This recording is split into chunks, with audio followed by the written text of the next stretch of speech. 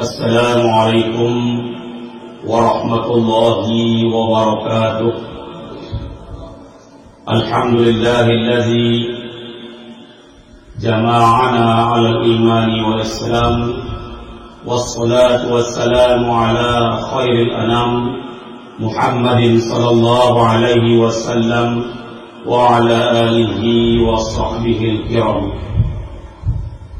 Puji syukur kita kepada Allah.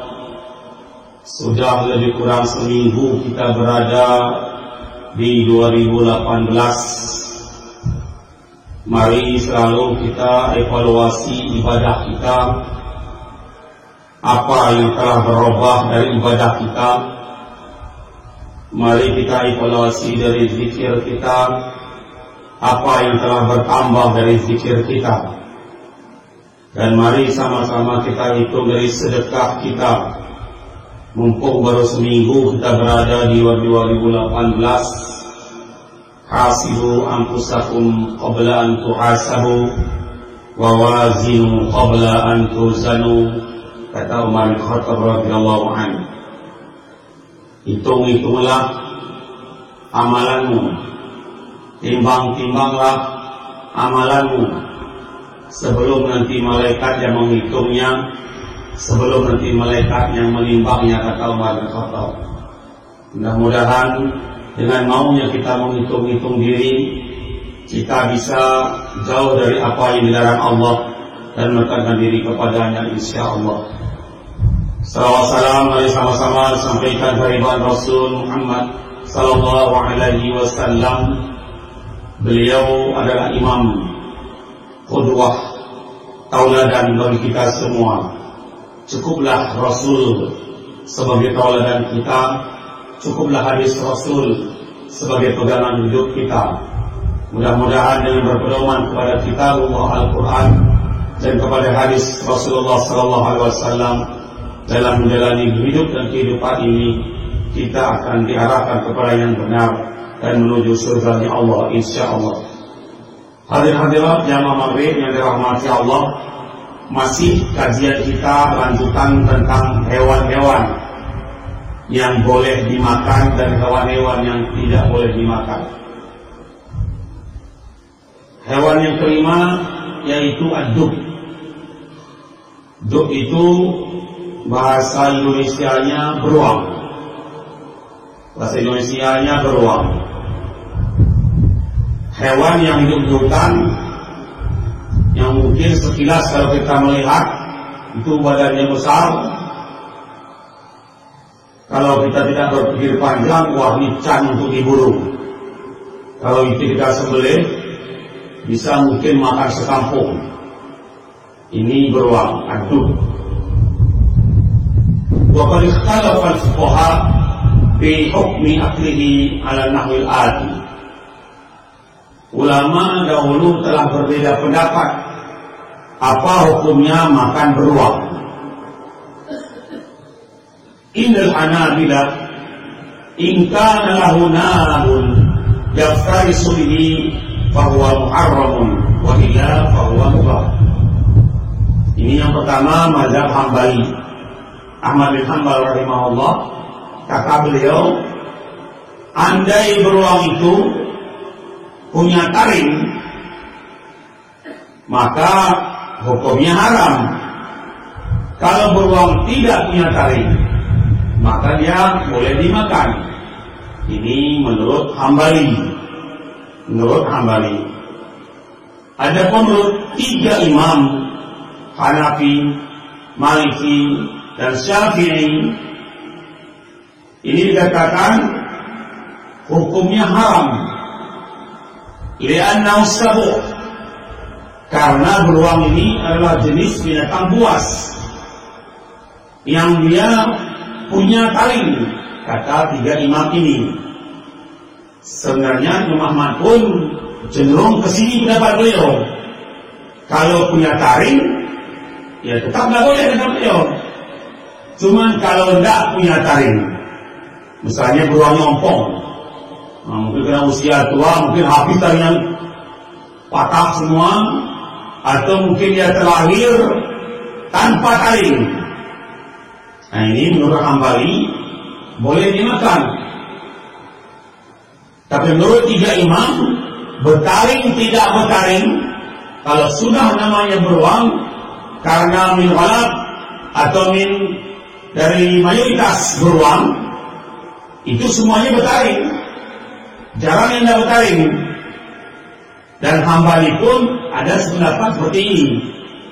Jadi kesimpulannya bahwa untuk memberikan kunis hukum makan beruang, jumhur ulama bersepakat ini hukumnya haram. Ini sepakat hukumnya haram. Termasuk diantaranya adalah Imam Hambali.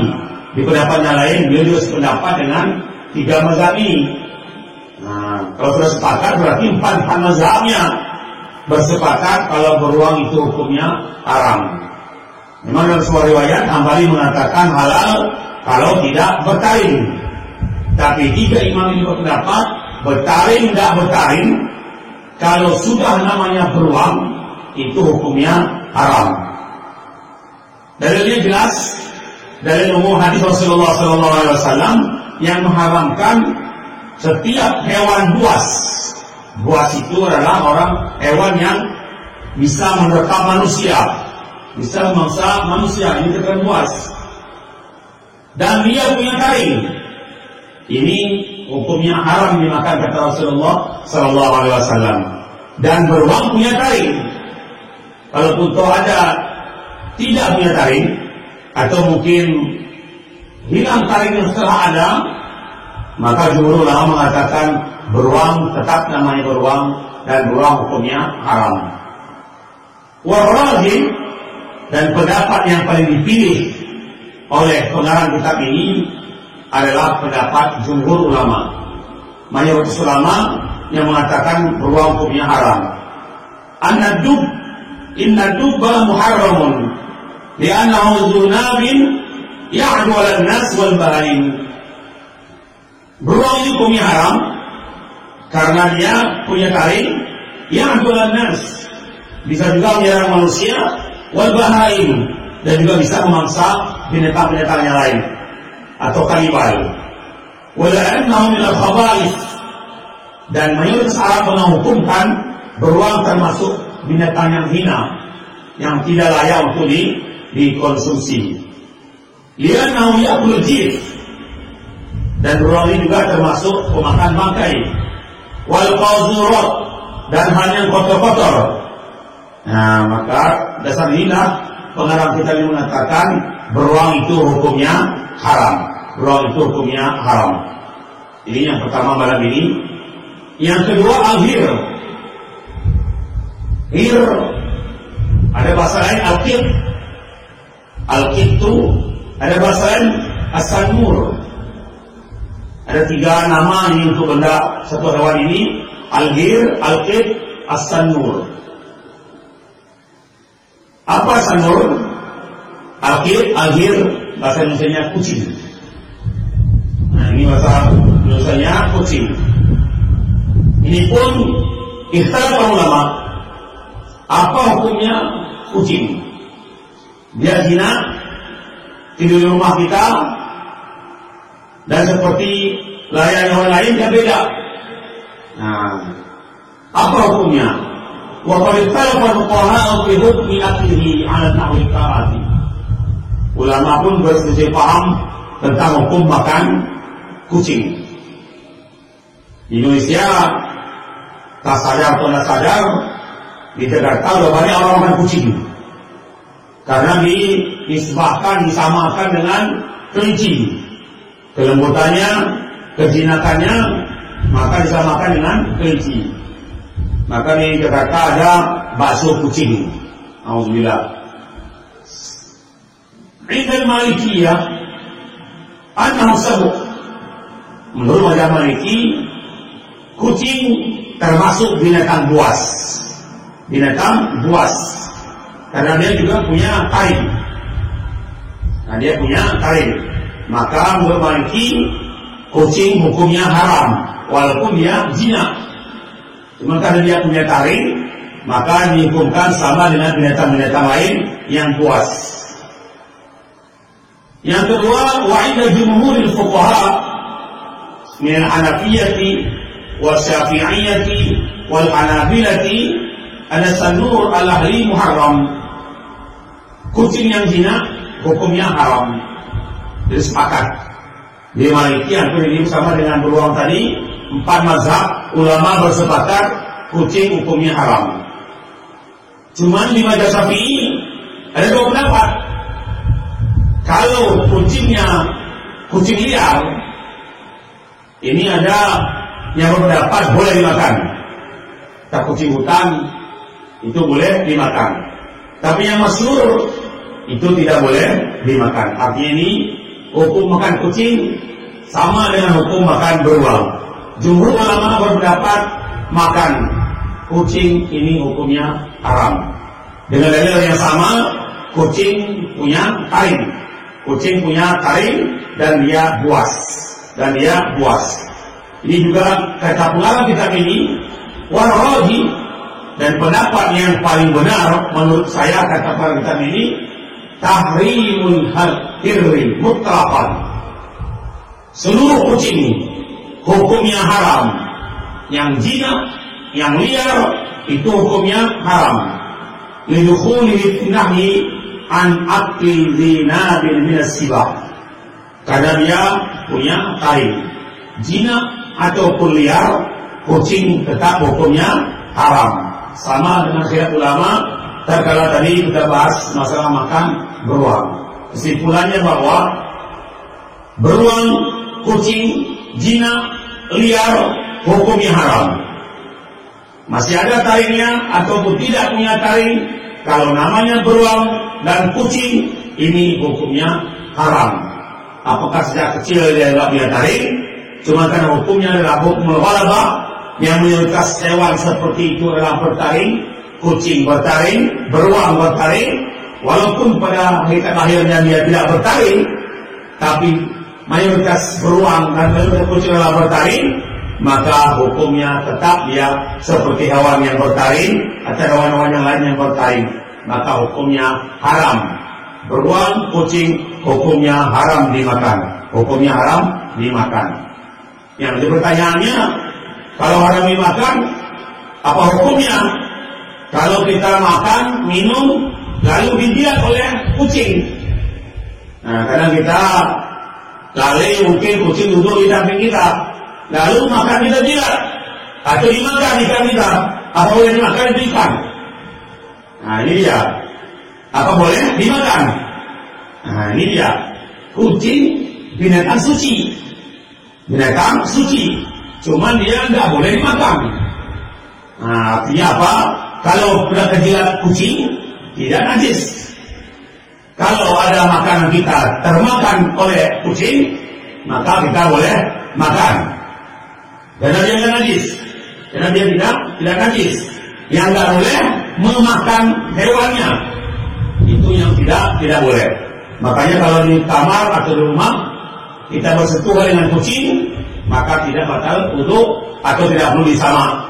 Nah, kenapa? Karena dia adalah binatang suci. Nah, menyentuhnya boleh, bersentuhan dengan kucing boleh, cuma yang dia tidak boleh hanya memakan hewan kucing. Nah, bakso ada kadang-kadang kita tidak tahu. Ternyata si bakso ini menurut pendapat dia boleh makan kucing. Kita pun karena di luar bakso itu dalam ini tulisnya ayat kursi, tulisnya surah An-Nas, Al-Falaq, kadang-kadang kedainya kita pikir sudah Islam. Ini hati-hati Bapak Ibu yang dalam Masya Allah. Bukan kita menuduh bahwa bakso itu bukan kucing, enggak. Ada di Jakarta warung bakso itu memang kucing itu sebagai bahan dasar bakso itu. Karena mahalnya daging mungkin, sehingga kucinglah dioplos dengan daging. Nah, sehingga di Jakarta itu alasannya saja mereka memburu kucing liar, tapi memang untuk disembelih dan diaduk jadi bakso. Nah, dan saya pun nanya, masuk televisi dulu, ada warung yang siap menyediakan seluruh masakan yang haram-haram itu, dari babi, monyet, ular kobra, ular piton. Ya. Yang ini ada juga yang kopi haji masuk. Haji saja Allah, tapi kopi haji kan, pakai kopi hitam, kopi haji masuk makan ular kobra. Alasannya apa? Ini untuk menambah stamina laki-laki.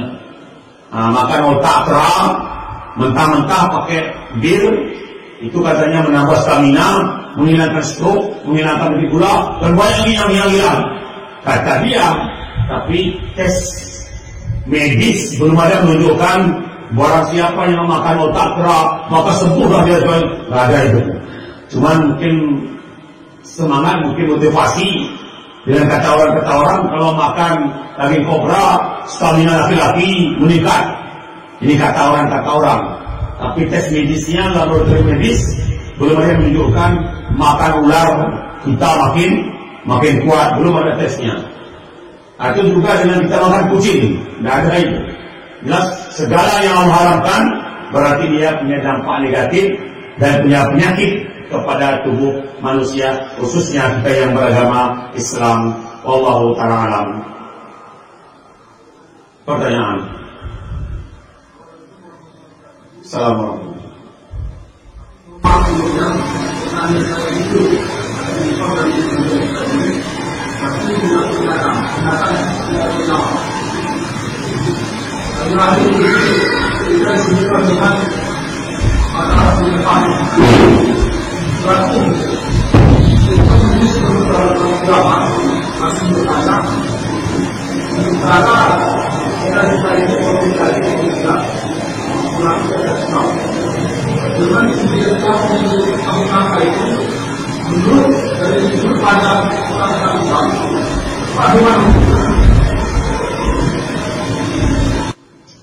Al-Fatum, mal-Fatum, wa ma'adroka mal-Fatum.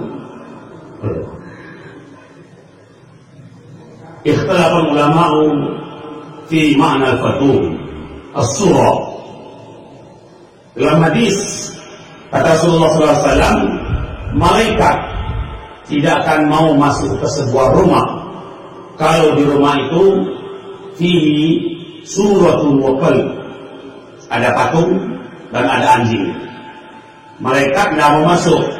Ulama tafsir hadis mengatakan yang dimaksud malaikat adalah malaikat yang membawa berkah, membawa rezeki, membawa rahmat, ketenangan, tidak mau masuk. Bukan Israel. Kalau Israel, apapun yang kita ada di rumah masuk ya. Ini konteks hadis. Memang kata kawan kemarin pas kita musyawarah, katanya ada fatwa MPU Banda Aceh itu mengharamkan patung. Patung yang dimaksud adalah patung 3 dimensi, utuh. Dari kepala sampai kaki. Dengan memaknai fatwa MPU itulah makanya patung-patung lantas yang ada di jalan-jalan Banda Aceh sekitar itu dirobohkan semua. Karena sering di jalan raya ada pelantas gini, pelantas betulan, tapi dia patung. Nah ini dirobohkan untuk menyikapi fatwa MPU ini. Nah, jadi masalah apa hukumnya kalau buntung? Apa hukumnya kalau buntung? Nah, dalam fatwa itu utuh. Ini buntung. Ini patungnya patung buntung dan tidak utuh. Beda ya kasusnya. Dalam fatwa itu yang utuh yang diharamkan, itu yang saya dengar kemarin, tapi nggak pernah lihat kitabnya, mudah-mudahan nggak tahu saya, tapi yang diharamkan itu yang utuh. Yang buntung tidak termasuk di sana. Dan yang kedua, yang diharamkan itu adalah orang Islam sebenarnya. Orang Islam yang kata Rasul khusus kepada musawwir, orang yang membuat patung, nanti dari kiamat kata Rasul akan dimintai Allah pertanggungjawabannya untuk memberikan nyawa kepada patung yang dia buat. Ini kata Rasulullah SAW.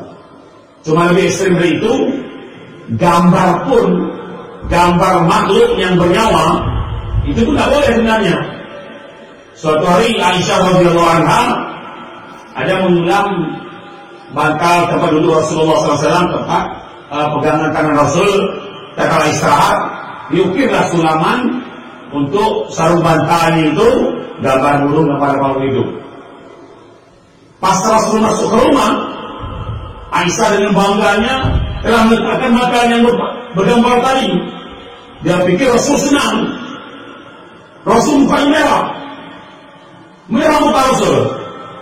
Itu istri-istri beliau tak tatkala melihat pis atau muka Rasulnya berubah merah seperti itu, mereka paham ada ketidakcocokan di mata Rasulullah SAW. Akhirnya Rasul diam, Aisyah pun diam, nggak komentar yang masalah gambar. Akhirnya Rasul, wahai Aisyah, sanggupkah engkau meniupkan nyawa, memberikan nyawa kepada hewan yang kau buat ini? Kata Rasul kepada Aisyah radhiyallahu anha. Itu sulaman. Maka sedang ulama berpendapat memang apapun baik sulam ataupun tulisan dengan tangan, lukisan, itu hukumnya haram. Itu ulama yang paling radikal, itu mengatakan hukumnya haram. Menggambar dengan tangan pun kalau dia betul hidup utuh, maka dia hukumnya haram. Tapi di sisi lain, ada ulama halal yang dimaksud itu adalah tidak hidup. Ada muka belakangnya kayak manusia, burung kayak burung beneran, kambing kayak kambing beneran.